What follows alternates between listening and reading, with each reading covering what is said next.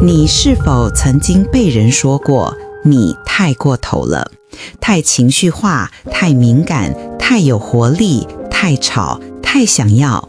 但你有没有想过，感觉太过头在某种程度上就和感觉不够好其实是同一枚硬币的两面。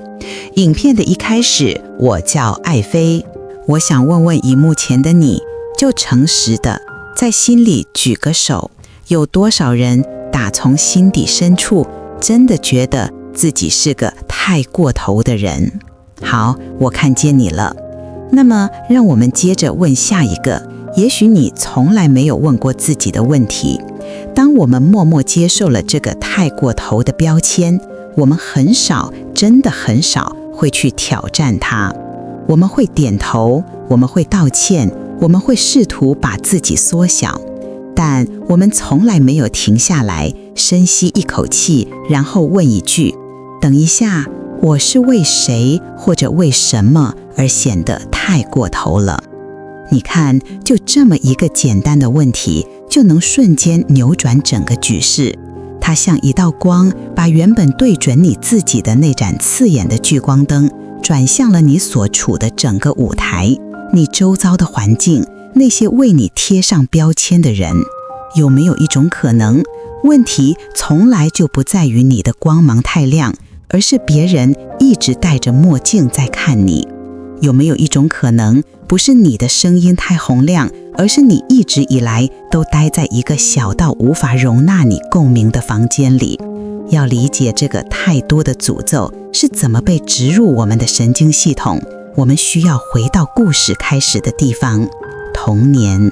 想象一个孩子，他充满了生命力，他会放声大笑，也会嚎啕大哭。他的情绪像天气一样，来得快，去得也快，真实而纯粹。但如果他的父母是情感疏离的，是压抑的，是无法承载这种丰沛能量的容器呢？当孩子兴高采烈地分享他的发现时，他看到的可能不是赞许的目光，而是一丝不耐烦，一句安静点。当他因为委屈而哭泣时，他听到的可能不是温柔的安慰，而是一句不准哭，这有什么好哭的？在那个瞬间，孩子的大脑为了生存必须做出一个解释，而孩子的世界里，父母就是神，神是不会错的，所以唯一的解释就是我的能量是有问题的，我的情绪是会让他们不舒服的，我的存在是个麻烦。于是我太过头了，这个信念就像一个程式码，被深深地刻进了我们底层的操作系统。我们学会了察言观色，学会了在别人皱起眉头之前，就先把自己的光芒调暗一点，再暗一点。我曾经也是这样，甚至可以说我是太过头的资深患者。在讲述你的故事之前，我想先跟你分享一小段关于我的故事。很多年前，我曾在一家高级鞋店工作，那份工作要求的是优雅、沉稳和一种恰到好处的距离感。但我呢，我充满了能量，我真心为客人找到合适的鞋子而兴奋，我会热情地分享每双鞋背后的故事，我会和客人聊到忘记时间。我的能量在那间安静精致的店里显得格格不入。很快我就收到了回馈，不是直接的批评，而是一些暗示。同事们会用眼神示意我小声一点，主管会在会议上意有所指地说，要注意维持品牌的调性。我开始感觉到我的本我在这里是一个需要被修正的错误。最让我困惑的是，我越是想压抑那股能量，它就越是一种焦虑、坐立不安的方式从我的身体里渗透出来。我开始失眠，无法专注，最终在一次恐慌发作后，我去看了医生。我记得那个诊间，白色的墙壁，医生冷静地听完我的描述，精力旺盛，思绪飞快，难以安静。然后他给了我一个当时非常流行的标签——成人过动症。我拿着那个处方笺走出医院，心里五味杂陈。一方面好像松了口气，我终于知道我的问题是什么了。但另一方面，一种深深的羞耻感笼罩着我。原来我真的是有毛病的。接下来的日子，我开始服药，那种感觉我一辈子都忘不了。世界好像被蒙上了一层雾，我确实平静下来了。我不再是那个能量过剩的女孩，我变得温顺、迟缓，甚至有点麻木。我可以在鞋店里站上一整天，用标准的微笑和话术服务客人。我的主管很满意，但我不见了。我感觉我的灵魂被困在一个不属于它的躯壳里。那种药物带来的专注，对我来说更像是一种抽离。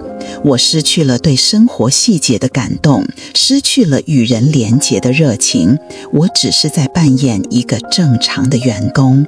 直到有一天，我看着镜子里那个眼神暗淡的自己，一个声音在我心底呐喊：这不是我。那个瞬间，我做了一个决定，我停止了服药，我辞掉了那份工作。我不知道我要去哪里，但我知道我不能再这样下去了，我需要找回我自己。那段时间非常混乱，我开始了自我探索的旅程。我读了很多书，上了很多课，然后我遇见了冥想。一开始那简直是酷刑，要我这个过动儿静静地坐着，简直比登天还难。我的脑子里像有1万只猴子在开派对，前10分钟我就想放弃100次，但我坚持下来了。日复一日，我笨拙地练习着，只是坐着，只是关照着呼吸，关照着那些纷乱的念头来了又去。然后有一天，就在一次极其平常的静心中，奇迹发生了。当我不再与那些念头对抗，只是允许它们存在时，猴子们竟然慢慢地安静了下来。在那个寂静的空隙里，我感觉到了一股熟悉的能量，一股温柔、强大、充满生命力的流动。就是那股曾经被诊断为病的能量。但在那一刻，在那个不被评判的空间里，我第一次清楚地感受到，这不是病，这是我的生命力本身。这不是过动，这是我的天赋。我不是太过头，我只是需要一个更大的舞台。那个顿悟像一道闪电，击中了我，彻底改变了我的人生轨迹。我明白了，我不需要被治愈，我需要被看见和善用。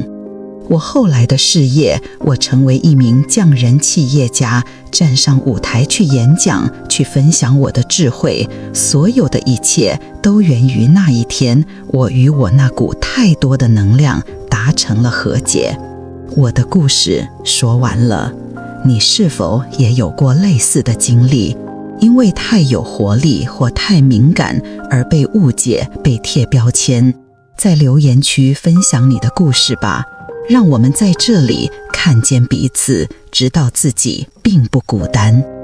于是，我们为了生存，发展出了一套极其精密的应对机制，那就是调暗自己。让自己的声音变小，好融入群体的合唱；让自己的步伐变慢，好跟上队伍的节奏；让自己的需求隐形，好成为一个不麻烦的人。我们变得非常善于扮演一个易于消化版的自己，但你有没有感觉到，在扮演的过程中，有一部分的你正在慢慢死去？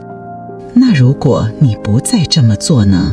如果你不再试图去迎合那个比你小的容器，如果你彻底的 unapologetically 的去拥抱那个太过头的自己，会发生什么？如果那些贴在你身上的标签，像是太敏感、太情绪化、太强势，他们根本就不是你的，他们只是别人自身能力上限的 ultragenics 反射，是他们无法消化你的真实，所以给你贴上了一个标签，好让他们自己感觉好过一点。如果你能看穿这一点，你会拿回多大的力量？这就带我们来到了今天最核心的终极启示。第一个启示是，你不是太多，你只是在错的地方。那股被称为太多的能量，那股让你在某些环境里感到格格不入的力量，很有可能就是你的天才领域 Zone of Genius。 就像当我还在鞋店工作时，我那股能量是个问题，是需要被药物压制的症状。但当我离开了那个压抑的办公室，站上这个舞台，面对着成千上百渴望成长的灵魂时，我所谓的过剩能量反而成为我最大的天赋，成为我与人们深度连结的桥梁。我想请你跟我一起做一个想象，想象有一个非常精致、美丽但杯口极小的古董茶杯，它代表着那些试图规训你、限制你的环境、家庭或人际关系。现在想象有一股清澈、充满生命力的泉水，那就是你的能量、你的天赋、你的热情，被注入这个小小的茶杯里，会发生什么？水会立刻满溢出来，流得满桌都是。旁观者会指着这滩水，皱着眉头说：看，太浪费了，太失控了，这水太多了。这就是你过去的处境。你被批判，不是因为你的本质有问题，而是容器太小了。现在我们把镜头拉开，想象同样那股泉水，那股强大而丰沛的水流，它没有被倒进茶杯，而是汇入了一片辽阔无言、阳光普照的蔚蓝大海。在浩瀚的大海里，这股水流找到了它的归宿，它非但没有溢出，反而与大海融为一体，激起了美丽的涟漪，推动了潮汐，滋养了海里的珊瑚与鱼群。它不再是问题，它成为了整个生态系统中一股至关重要的创造性的力量。亲爱的，你看见了吗？你不是那滩溢出来的狼狈的水，你是那股终将汇入大海的充满力量的泉源。你需要做的不是减少你的水量，而是勇敢地离开那个小茶杯，去寻找你的大海，去寻找那些能欣赏你、容纳你，甚至因你的加入而变得更完整的人、社群和事业。而这也引出了第二个更为深刻的启示：真正的丰盛源于你对自身能量的定义。我们常常把丰盛和金钱画上等号，但真的是这样吗？想象一下，一个拥有亿万财富的富翁，他躺在顶级私立医院最豪华的病房里，医生刚刚告诉他，他只剩下2周的生命。窗外是璀璨的城市夜景，每一栋亮灯的大楼里都可能有他公司的股份。床头柜上放着厚厚的信托文件和股权证明。在那一刻，他丰盛吗？他所拥有的一切财富都变成了没有温度的废纸。我敢打动他，愿意用他所有的资产去换一个健康的身体，去楼下便利商店买一瓶可乐，去和心爱的人在公园里散一次步，去感受阳光照在皮肤上的温度。所以，丰盛到底是什么？丰盛不是一个数字，丰盛是一种状态。它是健康的身体，是充满热情的事业，是滋养灵魂的人际连结，是活在喜悦和创造力中的自由，是全然的、无所畏惧的做你自己。而金钱和机会呢？它们只是当你活在这种高频能量状态下，自然而然产生的副产品。当你不再纠结于我够不够好，我是不是太过头，而是全心一意地去分享你的价值，去点燃你的热情，去活出你的真实时，宇宙自会用它认为最适合的方式，将丰盛带到你的生命中。那可能是金钱，也可能是贵人，或者是一个意想不到的机会。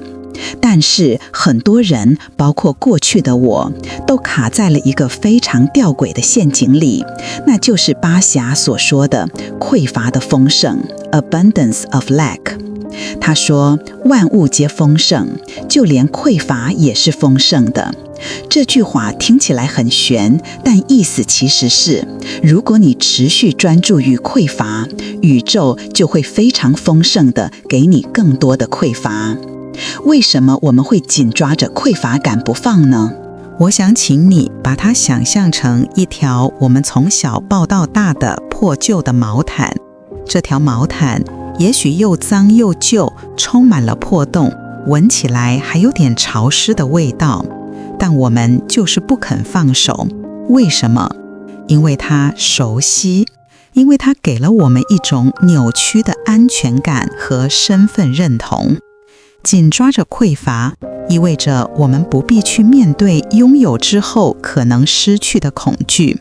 紧抓着匮乏，意味着我们可以继续扮演那个我很穷，但我很善良，我没成功都是因为世界不公的，我们演了半辈子的受害者角色。这个剧本我们太熟了，换一个丰盛的、充满力量的剧本，我们反而不知道该怎么演。紧抓着匮乏，甚至能让我们在道德上感觉更优越，好像追求金钱和成功就是一件不那么灵性、不那么纯粹的事。所以我想请你温柔地问问自己，我生命中的那条破旧毛毯是什么？是我不值得拥有的信念吗？是男人、有钱人都没一个好东西的评判吗？是成功需要太多牺牲的恐惧吗？我紧抓着它，到底是为了逃避什么样的可能性和什么样的责任？看见它，承认它，感谢它曾经保护过你，然后温柔地把它放下。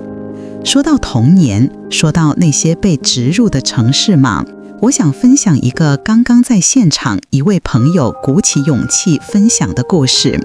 这个故事让我全身都起了鸡皮疙瘩，因为它太真实，太有代表性了。他说，他记得有一年复活节，她还是个小女孩，全家人聚在一起，气氛很欢乐。她的叔叔跟她开玩笑，突然一下就把她推进了冰冷的游泳池里。她吓坏了，那种突如其来的冰冷、窒息感和被背叛的震惊，让她失控地尖叫哭泣。但当她湿淋淋地发着抖爬出泳池，期待得到安慰时，她看到的却是周围所有大人的指责和嘲笑。你反应太过度了吧？开个玩笑而已，至于吗？真是个扫兴的家伙。你能想象那一刻吗？在那个瞬间，一个年幼的灵魂为了理解眼前这个混乱的、痛苦的场景，他的大脑必须瞬间完成一个结论：他的叔叔是大人，是对的，周围所有在笑的大人也是对的。那么，唯一的可能就是我是错的，我的感受是错的，我的反应是错的，我是问题所在。这就是我们的神经系统被编程的瞬间。一个创伤性的事件加上一个被扭曲的结论，就成了一个将会伴随我们数十年的关于我是谁的核心信念。在孩子的眼中，大人如同神职，我们宁愿相信自己有罪，也无法接受神是会犯错的，是会伤害我们的。所以我们内化了他们的过错，扛起了本不属于我们的羞耻，把它变成了一道对自己的终身的诅咒。所以我想对那位勇敢分享的朋友说，也想对所有有过类似经历的你说，你的敏感从来都不是问题，你的情绪从来都不是问题，你的反应更加不是问题。问题在于，在你最需要的时候，没有人给予你一个安全的空间去全然地感受它们。问题在于，那些本该保护你的大人，却为了自己的面子和方便，粗暴地否定了你的真实。今天，身为成年人的我们，有能力也有责任，为内在那个被推入泳池、湿淋淋发着抖的小女孩创造一个安全的空间。我们可以对她说：亲爱的，你没有错，你当然可以害怕，你当然可以生气，我看到你了，我陪着你。这就是疗愈的开始。所以说到底，一切都回归到你如何去定义你的生命。你是自己生命故事的作者，你手里握着那支笔，你有权决定万事万物的意义。你可以继续沿用别人为你写下的剧本，那个关于你太过头、不够好、总是匮乏的剧本，或者你可以从今天，从这一刻起，拿回那支笔，开始重写你的故事。在你的故事里，你那被称为太过头的能量，正是你最强大的天赋。在你的故事里，你那被称为太敏感的特质，是你连结世界、共情他人的超能力。停止让别人定义你的能量，停止相信那个关于匮乏的、臣服的故事。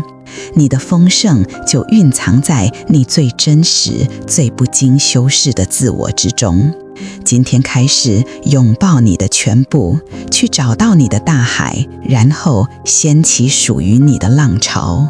如果这支影片触动了你，请务必按赞并订阅，因为你的支持是我继续创作这类深度内容的唯一动力。而且你知道，像这样谈论意识与实相的内容非常珍贵，随时可能因为某些原因消失，所以强烈建议你先保存下来，反复观看。